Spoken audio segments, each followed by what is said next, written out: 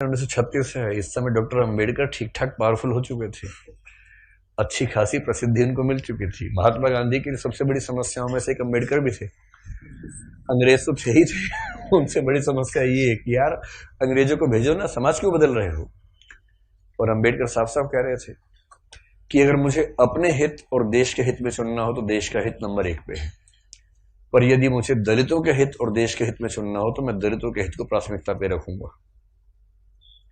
क्योंकि अगर अंग्रेज चले गए ऐसे ही तो यहां के सवर्ण हमें छोड़ेंगे नहीं, और दलितों की पराधीनता अंग्रेजों के आने से पहले ज्यादा थी, अंग्रेजों की उपस्थिति के समय कम पराधीनता थी।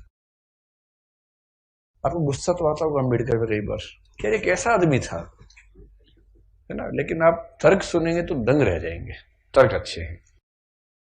और मजे की बात है कि भारत की संविधान सभा में अंबेडकर जितनी पढ़ाई पूरी संविधान सभा में एक भी मेंबर ने नहीं कर रखी थी। केवल एक BN राव थे जो एडवाइजर थे, उनके पास ठीक ठाक पढ़ाई थी, उन्हें छोड़ दें, बाकी सब मिट्टी के मतलब पेंदे टाइप के थे, प्यादे थे उनके सामने। पढ़ाई लिखाई का जो लेवल अंबेडकर साहब का है वो किसी का नहीं है। तो कुछ लोग मैंने देखा कि सवर्ण मानसिकता के कुछ लोग अंबेडकर को देशद्रोही घोषित करना चाहते हैं इन्हीं कथनों से कि दलित प्रश्न और देश के प्रश्न में दलितों को प्राथमिकता दूंगा तो बुरा मान जाते हैं। और उन्हीं से आप पूछो कि अगर हिंदू का प्रश्न हो और देश का प्रश्न हो, किसी प्राथमिकता दोगे तो हिंदू, हिंदुस्तान है, मगर समझते हैं तो हिंदुस्तान है, बोलते हैं हिंदुस्तान है। मुसलमान तो आए हैं, जा भी सकते हैं, लेकिन हिंदुस्तान है। तो अंबेडकर उस समय पावरफुल हो चुके थे, और अंबेडकर को मैं तो बड़ा सलाम करता हूं इस सेंस में। आमतौर पर वंचित वर्ग में जब कोई पढ़ लिख लेता है ना, अपने वर्ग से कन्नी काट लेता है। रिजर्वेशन का सबसे बड़ा दुख ये है, रिजर्वेशन का सुख ये है कि वंचित वर्गों के लोग आने लगे हैं सत्ता में, और जैसे ही एक गांव से एक बच्चा, दलित बच्चा IAS बनता है ना, पूरा गांव IAS बन जाता है। आरक्षण के वित्तीय लाभ केवल उस व्यक्ति को मिलते हैं जिसको आरक्षण मिला है, पर सामाजिक राजनीतिक लाभ पूरे गांव, पूरे कुनबे, पूरे कस्बे, पूरे शहर को मिलते हैं। कि हमारे गांव का चंदू IAS बना है, और चंदू वर्ग में मान लीजिए SC ST में आता है। उस दलित जाति के उस गांव के और आसपास के 100 गांव के सब व्यक्तियों के पास कॉन्फिडेंस आ जाता है। कुछ बिगड़ा, चंदू को फोन लगा दिया, चंदू बिटवा देखिए जरा।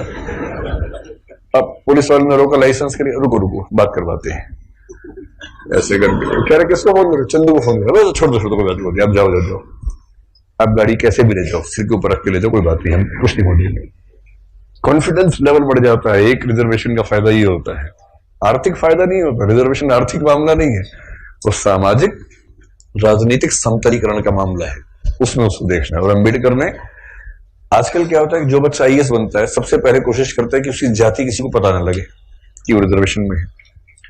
और बहुत सारे लोग SC ST OBC से रिजर्वेशन का लाभ लेकर अगर IAS बनते हैं तो कोशिश करते हैं कि शादी किसी सवर्ण समाज में हो, क्योंकि IAS खुद एक जाति है, उस जाति में शादी कहीं भी हो सकती है, वहां जाति प्रथा बीच में नहीं आती है।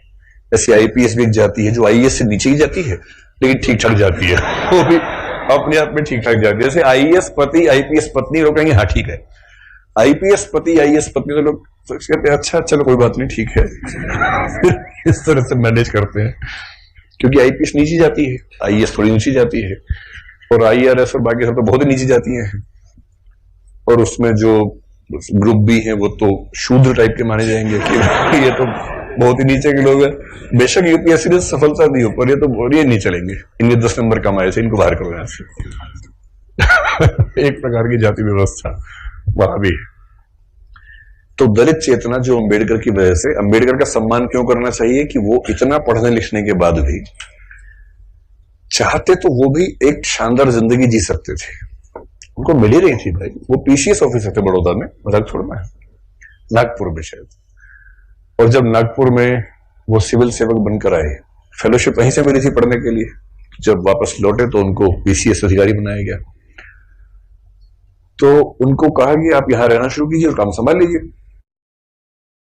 अब ये अंबेडकर के सामने सबसे बड़ी समस्या, अगर आप उनकी कभी आत्मकथा पढ़े, मैं कैसे बना, हिंदी अनुवाद उसका ये है। उसमें प्रसंग है कि नागपुर में रहना है उनको क्योंकि वो ऑफिसर हैं, उनको अपने रहने के लिए कमरा चाहिए या घर चाहिए, ढूंढ रहे हैं पूरे शहर में, कमरा ही नहीं मिल रहा। लोग पहले पूछते हैं जाति कौन सी है, वो बताते हैं कि महार जाति का हूं, तो भाई कमरा नहीं है हमारे पास। हम किसी दलित को कमरा देंगे ही नहीं अपना। ये 1920-30 के दौरान नागपुर शहर की बात है।